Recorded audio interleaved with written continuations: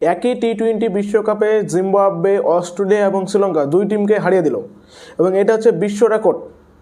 এর আগে কোনো টিম করতে পারে না, বিশেষ করে ছোটো টিমগুলো, যেখানে হচ্ছে বাংলাদেশ বা হচ্ছে আমাদের হচ্ছে আফগানিস্তান, এইসব টিমও কিন্তু করতে পারেনি। সেটা করে দেখালো এবার জিম্বাবুয়ে এবং হিস্ট্রি ক্রিয়েট করলো।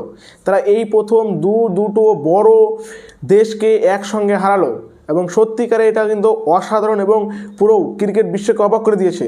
যেখানে শ্রীলঙ্কা একেবারেই অন্যরকম ফর্মে রয়েছে এবছর, বিশেষ করে শ্রীলঙ্কার দুই ব্যাটসম্যান কুশল মেন্ডিস এবং পাথুম নিসাঙ্গা।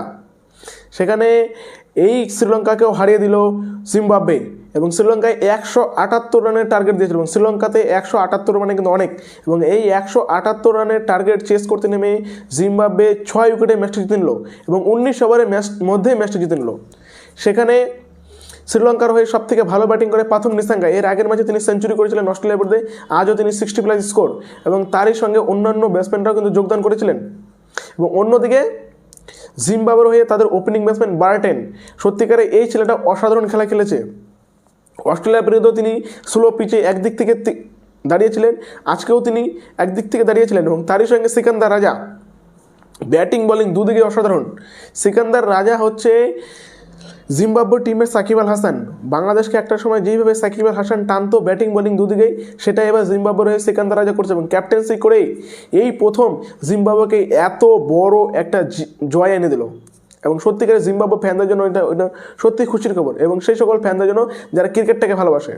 এবং জিম্বাবুয়ে গ্রুপের শীর্ষে শেষ করলো, যেখানে তারা শ্রীলঙ্কাকে, যেখানে তারা অস্ট্রেলিয়ার মতন দলকে হারিয়েছে এবং সেখানে আয়ারল্যান্ডকেও হারিয়ে দিয়েছিল তারা।